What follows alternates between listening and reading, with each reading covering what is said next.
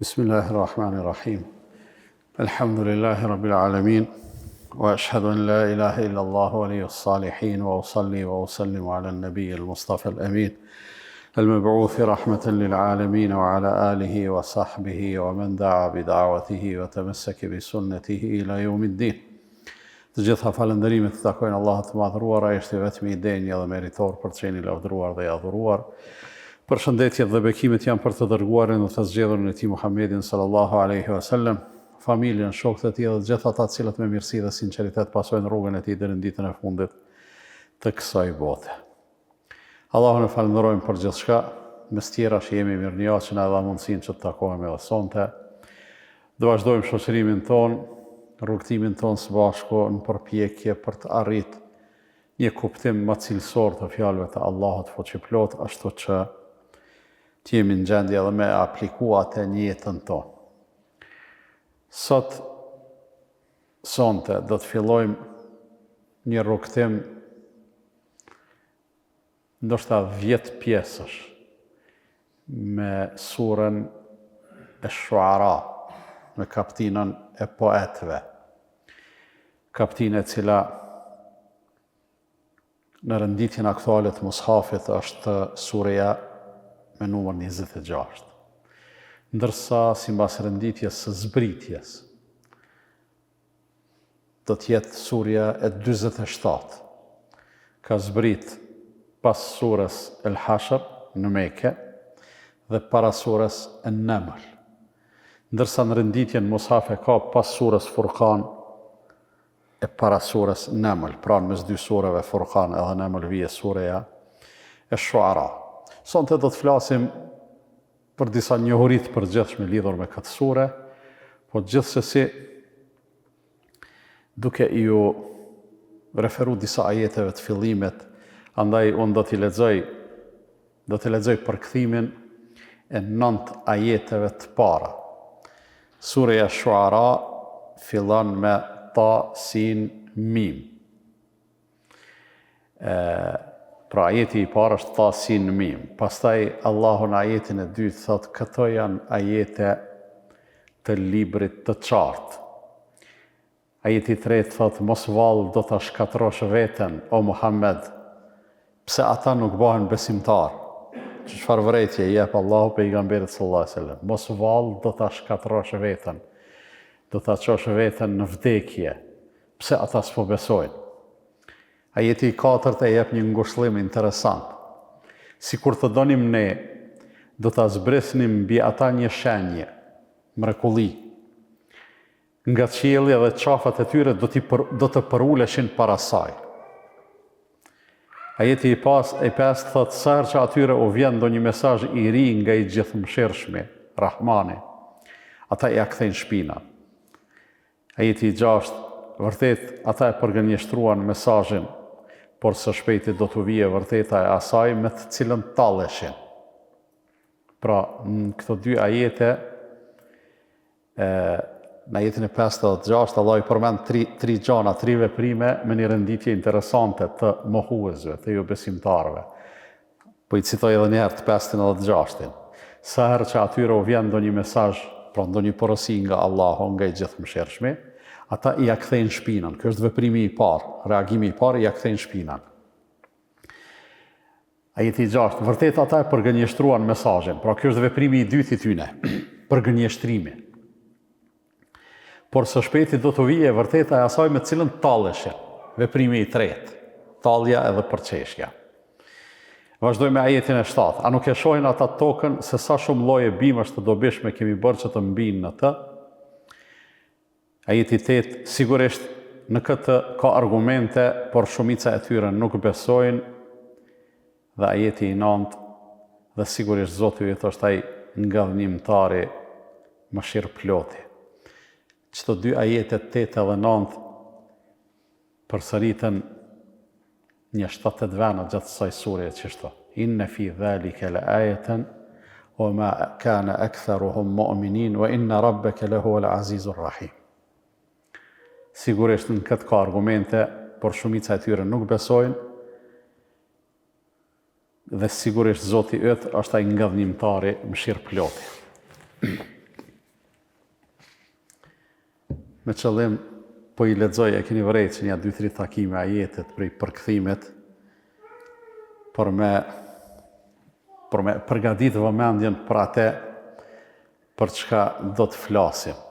Pra jemi të folë për surën Ash-Shuara, e cila në renditjen aktuale në Mushaf është surja e 26.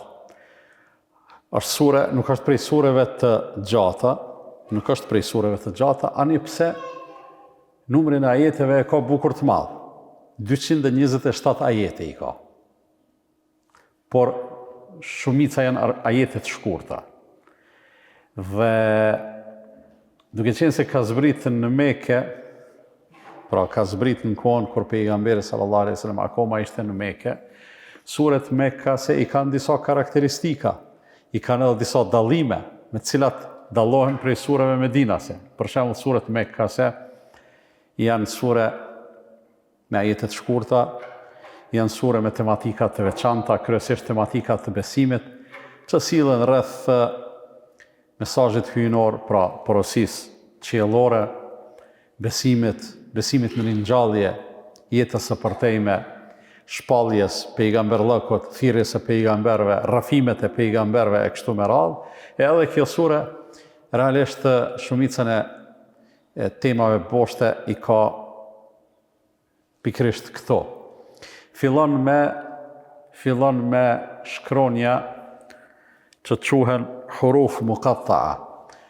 Shkronja që lexohen ashtu që kanë emnat, jo ashtu që shkruan. Ta, sin, mim. Në arabisht, një fjale përbame prej këtyre 3 shkronjave ish lexuar ndryshe, nuk është shqiptuar çështu ta, sin, mim. Por duke qenë se është filluar me këto 3 shkronja të ndame, të veçanta, atëherë lexohen çu kanë emrin shkronjat. Ta, sin, mim. Askush nuk ju ka dhënë kuptim të këtyre shkronjave. Askush s'ka mujt me thonë deri sot se kuptimi i ta, sin, mim është kjo edhe kjo. Ashtu qysh si kanë dhënë kuptim edhe atyre tjerave më herët elif lam mim, elif lam ra, ta, në përgjithësi, domethënë disa sure që fillojnë me këto shkronja. Mirë po, ajo që një pjesë jo e vogël e dietarëve, madje për mendimin tim me referencë, me peshë, e kanë thonë është se Allahu i madhruar si duket, fillimin e disa sureve me këto shkronja e ka bë për t'ju kujtuar arabëve, atyre që është drejtuar realisht zbritja e Kur'anit fillimisht, se këto shkronja janë pjesë e gjuhës tuaj, edhe duke qenë se jo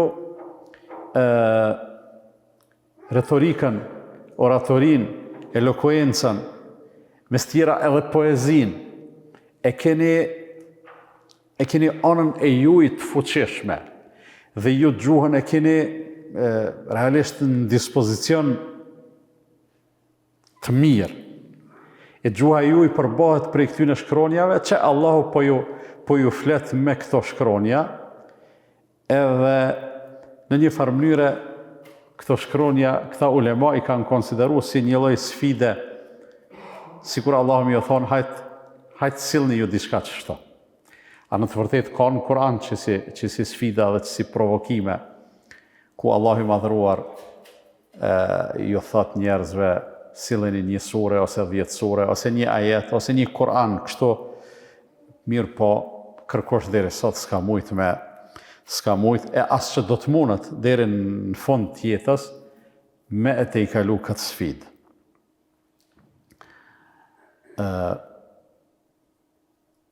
Emërtimi i surës është gjithashtu mesazhin në vete. Për arsye se, sikur se e dim, surët e Kur'anit kryesisht e marrin emrin prej ndonjë ngjarje të cilën e trajtojnë, ose prej ndonjë gjaje të cilën e përmend sureja.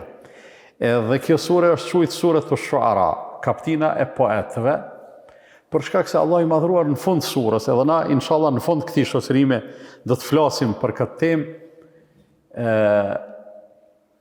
do më thonë që nën kupton se poezia që ishte anë e fuqishme e njerëzve, të asaj kohe, është një mjet komunikime dhe Allah i madhruar si kur donë me na thonë edhe neve muslimanëve, o musliman, edhe te jo krahas që besimi edhe manifestimi i besimit në stjerash do të me qenë praktik, mirë po në praktikën e komunikimit me të tjertë. Për arsye se na realisht i kemi dy fushat të veprimit tonë. E kena atë fushën e nënshtrimit tonë ndaj Allahut fuqiplot, me bindjet tona, me dëshmit tona, sikur se është shahadeti, edhe me veprat tona. Por e kemi edhe fushën e lidhjes me njerëz, e që ndoshta kapitulli ma me rëndësi, edhe tema ma me rëndësi është mënyra e komunikimit.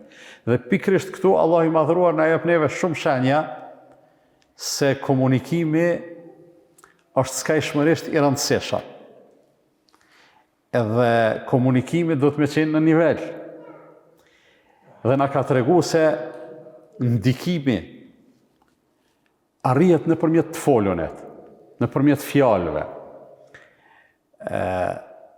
Allahu ka thënë pejgamber, sikur se e dim, 7 rrëfime i kemi të pejgamberëve me emra në surën Shuara, këtë kapitull për cilën do të flasim, edhe e kemi pak një trajtim për pejgamberin Muhammed sallallahu alaihi wasallam që ne spaku do ta konsiderojmë si rrëfimin e 8.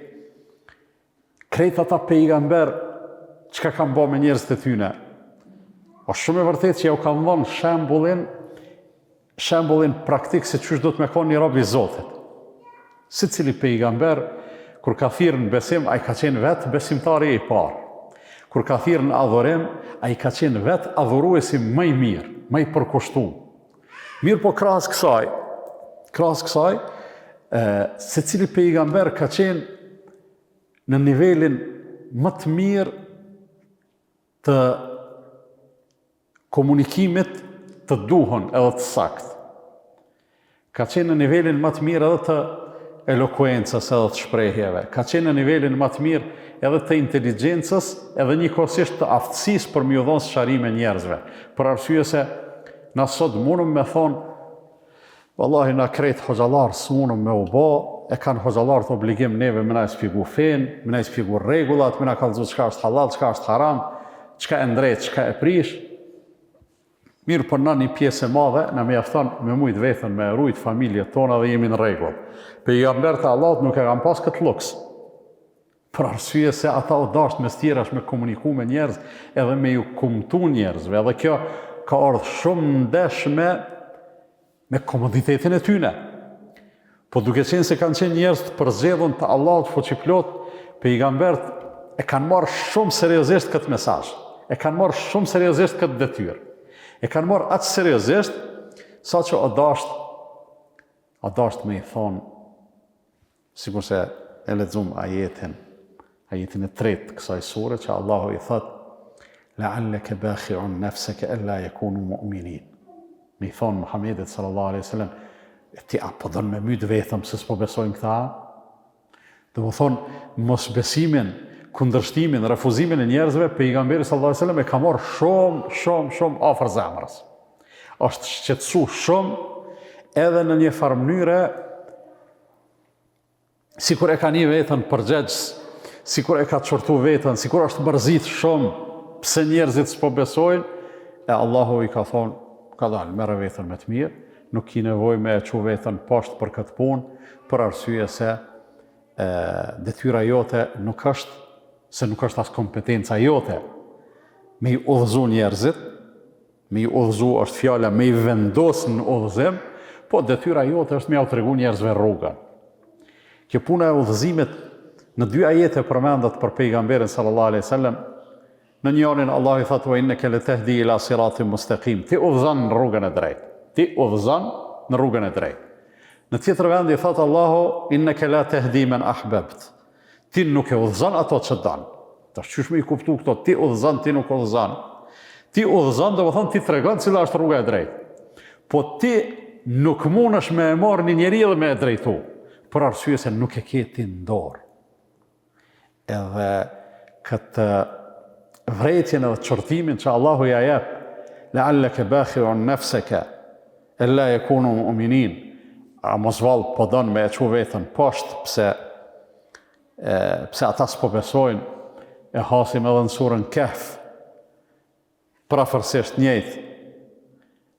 E sheh se pejgamberi sallallahu alajhi wasallam këtë punë e ka marrë shumë seriozisht, e ka sakrifiku komoditetin e vet, po jo vetëm komoditetin, po edhe më shumë, edhe Allah i madhruar në fund i tregon in nasha nunazzil alehim min as-samai ayatan fadhallat a'naquhum laha khadi'in. Na pak me dasht, edhe kjo ajet për një vend e qartëson shumë interesant punën e Allahut fuqiplot me njerëzit, edhe sprovën e Allahut për neve. Thot pak me dasht, ne ja ulçojmë prej qiellit një mrekulli atyne, edhe ata s'kan çare pa ju nënshtrua dhe pa ju përul asaj mrekullie. Po Allahu kur thot kështu na pak me dasht e lëshojmë një mrekulli, do më thonë Allahu s'ka dasht me lëshu atë mrekulli. Me pas lëshu, prej këtij ajeti e kuptojmë që njerëzit ishin drejtuar dhe s'kishin pas çare pa besu, po e kuptojmë se derisa nuk e ka lëshu, do më thonë Allahu s'ka dasht se njerëzit dhënshëm me ishtin në besim, për arsye se, sikur ti kishti dhënshëm, ai besim s'kish pas kuptim mo. Nuk ish çujt besim, nuk ish kon sprov. Na do të me kuptu të nërru vllazën se besimi me gjithate është sprov. Qysh sprov? Sprov, Allahu thret në besim, do refleksione i shfaq, do gjona i lën të fshehta, edhe ju thot njerëzve, apo besoni, as po besoni, me zgjedhjen tuaj, jo me detyrimin tim. S'po ju detyroj, po ju thras në besim. Nëse besoni, keni me ndjek rrugën e shpëtimit, nëse refuzoni, keni me ndjek rrugën e dështimit, ama ju jeni të lirë me zgjedhje dhe pikërisht kjo është sprova. Tash, ata që e kanë zgjedhë rrugën e besimit, pa dyshim që kanë fitu edhe në dunja dhe në ahiret, edhe jeta e tyre ka marrë kuptim, sikur se e kemi thonë shumë herë.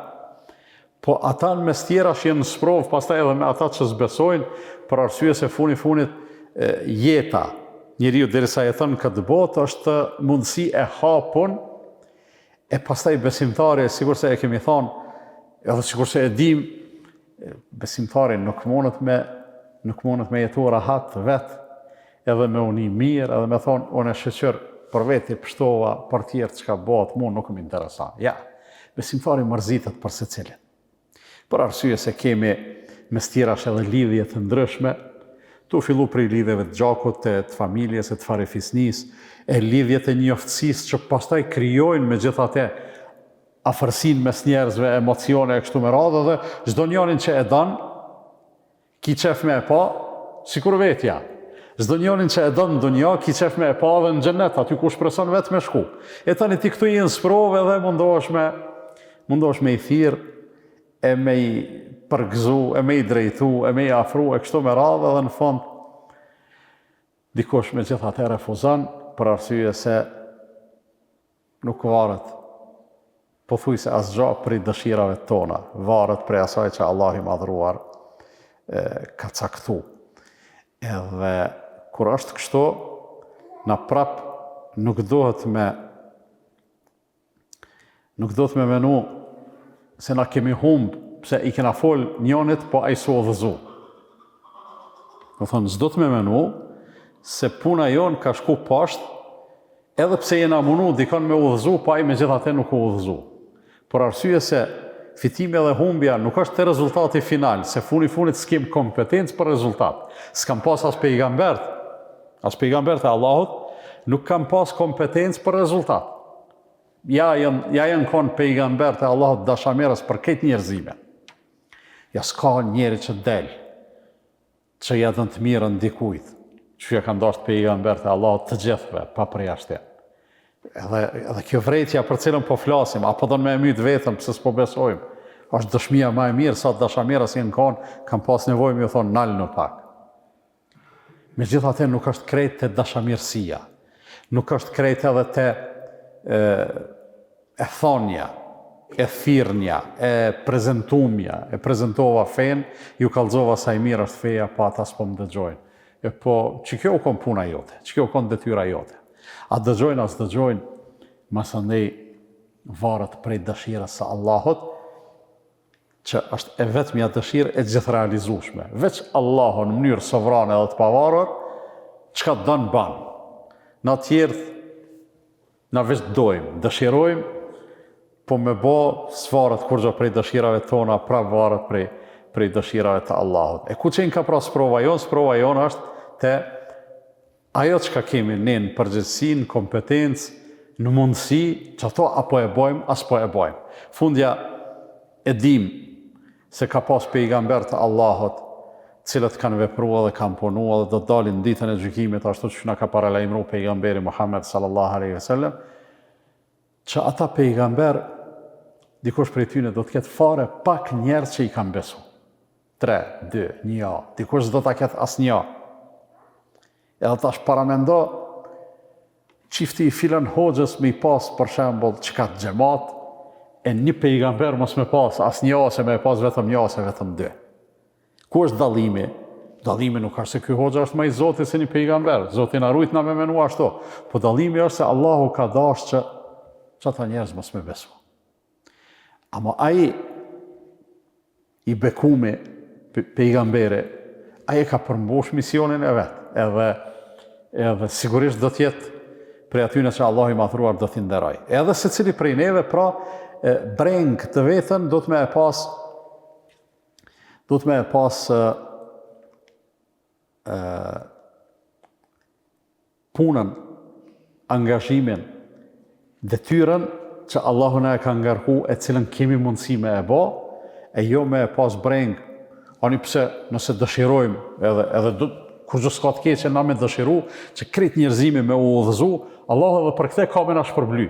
Po s'është përgjegjësia e jonja. Përgjegjësia e jonja madje nuk është as se na nganjëherë po japim zarr, me thonë kushtimisht, po ku i kem evlat, ku i kem familjet, ku i kem të afërmit. Qëllimi edhe këto është veç sa me mos me met pa ju thonë, mos me met pa e përmbush na detyrën tonë, se funit as ata nuk na dëgjojnë edhe nuk na bindën detyrimisht. E kemi përmend rastin e Nuhit alayhi salatu wasalam, pa djalin mo. Edhe nuk i besoj. Ibrahimit alayhi salatu wasalam, baba i vet nuk i besoj. Pejgamberit sallallahu alaihi wasallam, axhallarët e vet nuk i besuan. Njërin e kishte edhe kështu, edhe armiqësisht disponum, po njërin e kishte për krahas të madh Ebu Talibe, po edhe ai si besoi. Këtu e kuptojmë se megjithatë gjonat funksionojnë sipas urtësisë së Allahut fuqiplot. E cila urtësi vjen shprehje edhe del në pah pikërisht te ajeti që e përmenda, te ajeti i 4 i surës Ash-Shuara, surës për cilën po flasim. Inna sha'nu nunazzil alejhim min as-sama'i ayatan fadhallat a'naquhum laha khadi'in. Na me dasht, aty ne ja u zbresim, ja u lëshojmë një mrekulli, edhe si rrjedhoja asaj mrekullie, ata s'kan çare pa u bind, s'kan çare pa u nënshtru. Po ky ajet na mëson disa gjëra shumë të rëndësishme. E para, na mëson se kur Allah thot na me dasht e bojmë, po që s'pe bojmë, aty na nuk mundëm me e kuptu detyrimisht urtësinë, për arsye se jo rrallë, nështë secilit prej neve i shkon menja me thonë, pse Allahu s'po e ban ç't punë.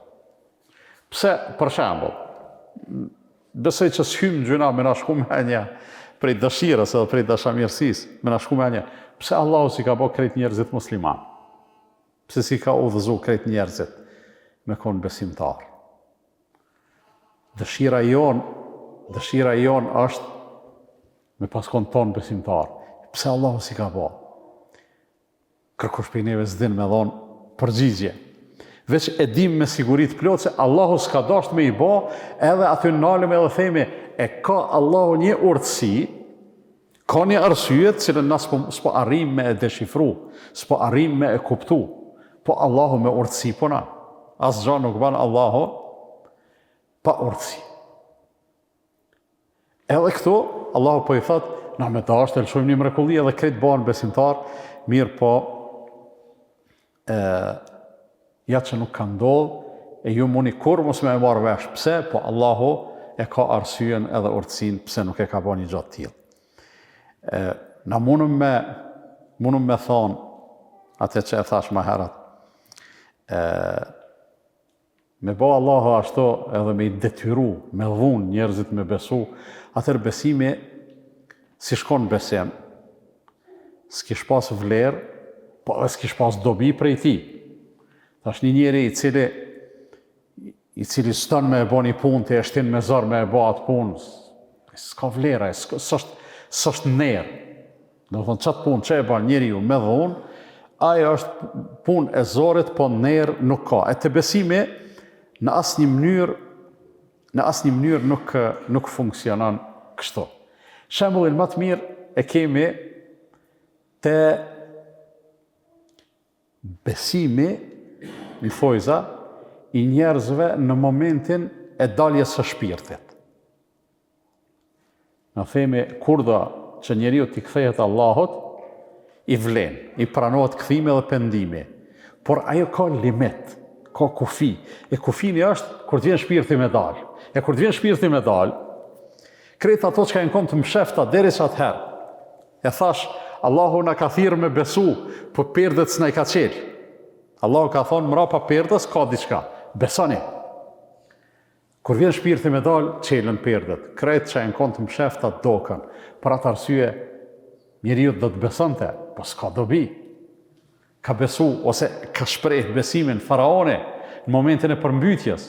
Mirë po Allahu ja ka refuzu, si ja ka pranu. Pse? Për arsye se s'është besim ma.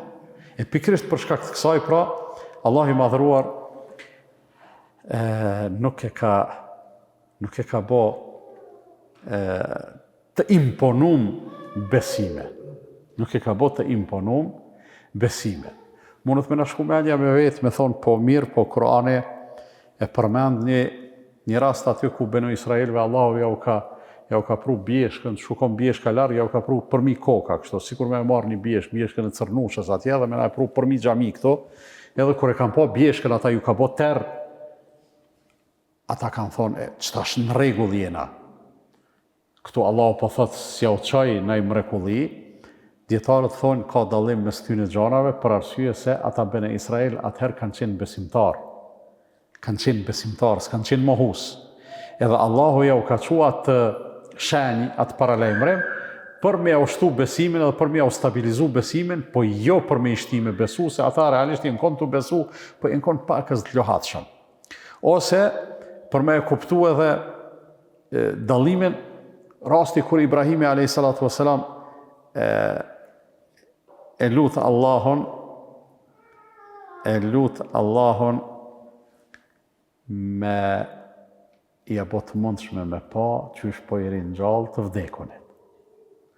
Edhe Allahu, për me në mësu neve, i thëtë e lem të umin, asë po besan, Ibrahimi a.s. ashtu që shita ka një të përzgjedhoni të Allahot, një pejgamberi, thëtë bela, vële ki li atëmejnë në kalbi. Po, Zot, po besoj edhe ato shumë bile. Vesh po kom qef me besu hala ma shumë. Po kom qef hala zemra ime me u akomodu në besim. Do më thonë, qëto është dallimi? Nuk e ka lyp Ibrahimi a.s. me pa mundësin e ringjalljes për me besu, po për mi u qetësu zemra.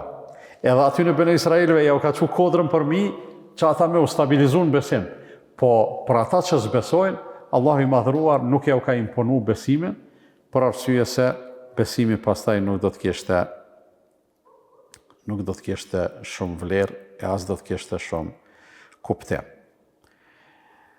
Te ajeti, te çky ajet për cilin po flasim, pra ajeti i 4. Nëse do të donim, do ta dërgonim një mrekulli prej qielli dhe ata gjithsesi do të nënshtroheshin.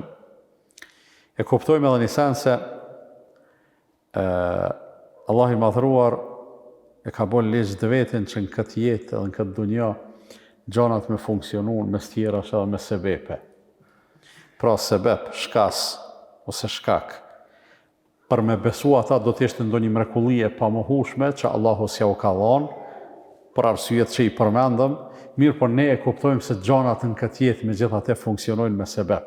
E tani, a arrihet rezultati, a nuk arrihet, sebepi është në dorën e Allahut. Po a lirohemi na prej përgjegjësisë, apo jo, sebepi është në dorën tonë. Për me e qartësu qëto, po du me thonë kështo. ose po du me e përsërit atë që thash më herët. A ka me udhëzu dikush, na nuk kemi kur gjë në dorë. Nuk është thirrja jonë, nuk është spjegimi jonë, nuk është daveti jonë, sebeb për me udhëzu filoni ose fisteko. Çka është sebeb për me udhëzu filoni dhe fisteko? Dëshira e Allahut fuqiplot, se Allahu e udhëzon kënd dan. Atëherë çfarë sebepi ka daveti jonë? Daveti jonë është sebeb që na me u liru prej përgjegjësisë. Vllaut tanë, motrës tane, bashkëshortës tane, babës, nanës, djalit, mikut, dashamirit, kolegut punës, a I kallëzove. Ti e ka kuptu çka është e mira, e dobishmja. A I nuk e ka kuptu, si ka ardhë hala, mundësia, a I tregove ti. A ka me e pranu, a s'ka me e pranu, prapë svarët prej te e mirë, po a e ke thonë, a se ke thonë, ka shumë rëndësi. Dhe në këtë sure, në fund fare, aty ku thash që do të flasim për pejgamberin Muhammed sallallahu alaihi wasallam, Allahu I thot në këtë sure I thot pejgamberit sallallahu alaihi wasallam wa anzir ashiratakal aqrabin. Dhe fillon me I thirr njerëzit, fillon me u kujtu njerëzve të ardhmen, ahiretin, me u tërheq vërejtjen, po duke fillu prej farefisit tënd më të afërt. Pra ki farefis I zgjedh më të afërmit, fillon me ta me komuniku. Kur ka zbrit që kjo ajet, pejgamberi sallallahu alaihi wasallam e ka shtim praktik me njëherë. Me njëherë I ka thirr, o bite filanit, o bite filanit, o bite filanit. A dy sikur të na për shembull me paramendu një familje më të madhe, edhe me thonë bite migjas filan, bite migjas filan, e kështu me radhë dhe me umledh krejt kabilja. Edhe ka fillu me ju tregu për Allahun. Në fillim ju ka thonë, me ju thonë që është një rrezik të na u kanos, am kishit besu, ka thonë, po të kishum besu se kur s'na ke rrejt. E po ka thonë, une po ju paralajmëroj për një rrezik më të madh se ndonjë armik konkret që mundet me na sulmu, e ai rreziku I madh është kena me u përball me drejtësinë e Allahut, edhe nëse nuk besoni, keq keni me I pas punë. Do të thonë, e ka jetësu udhëzimin kuranor, fjalën e Allahut, wa anzir ashiratakal aqrabin. Thirri më të afërtit e familjes tane. E ka bo sebepin pejgamberi sallallahu alaihi wasallam, edhe është liru prej përgjegjësisë, po sebepi I udhëzimit nuk ka ndodhur. Pse? Dikush edhe ka besu, mund të ketë besu në atë. Po u çu bash axha I tij, Ebu Lehebi. Edhe I ka thonë tabban laka sa'ira al-yawm, lihadha jama'atana, ka thonë Allah ile, a për stana thire atë fut plaçin syt që thonë të na. Si edhe u çu edhe ja ka kthy shpinat. Do thonë s'ka mjaftu me refuzu, po edhe u sjell keq me to. Sukon sebeb daveti I pejgamberit sallallahu alaihi wasallam që me udhëzu Ebu Lehebi, as Ebu Gjehli, as Filoni, as faraonin kone Musait a.s., as Nemrudin kone Ibrahimit a.s., besa as baba Ibrahimit a.s. Po, ata nuk e kanë nal aktivitetin për arsye se sebepet me gjithate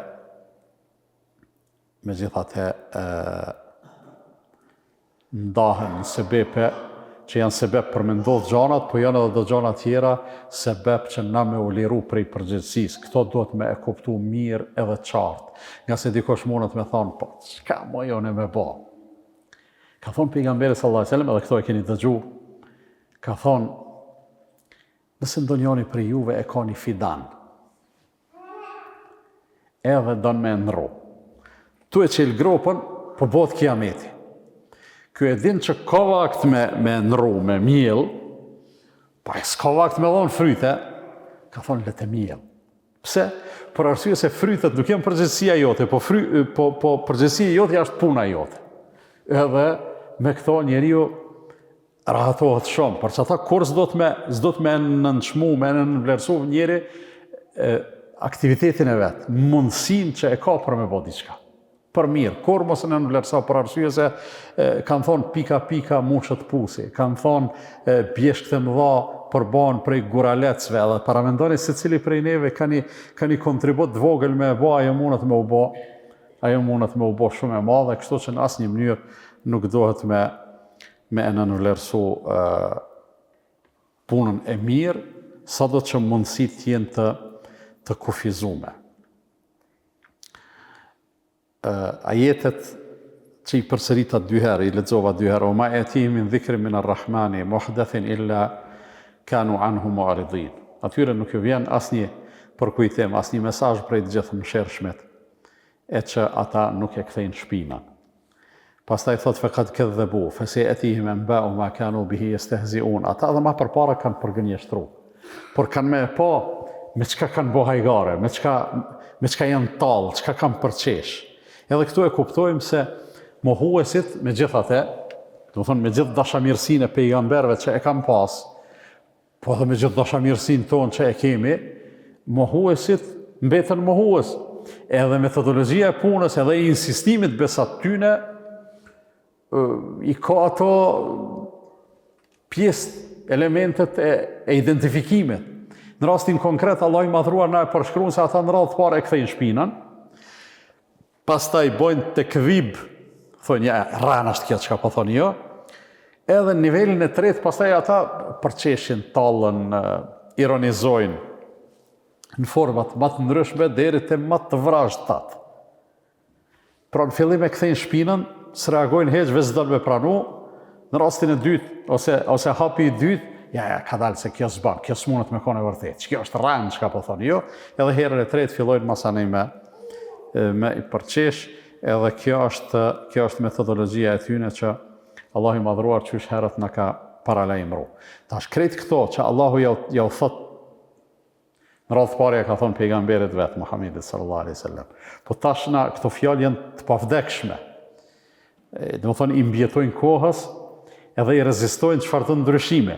Janë origjinale, çështu i ka thonë Allahu i madhruar, edhe na i kena një mundësi me u frymëzu shumë edhe paramendo kur Allahu na tregon se sa interesant janë këto punë, as mos u çuditni, as mos u mërzitni, as mos u dëshprani për shkak se këto janë çështu funksionojnë gjanat në këtë jetë.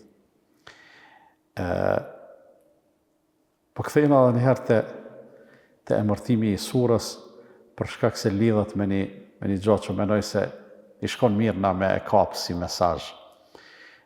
Fjala që flitet, fjala që dëgjohet, po sot mundum me thonë edhe fjala që shkruhet e lexohet. Fjala është e rëndësishme shumë, për arsye se njerëzimi nëpërmjet fjalës ka komuniku. Janë bo shumë punë të mëdha, po fjala e ka pas një rëndësi vendimtare. Njerëzit edhe mas hasmërive të ndryshme me fjalë janë pajtu.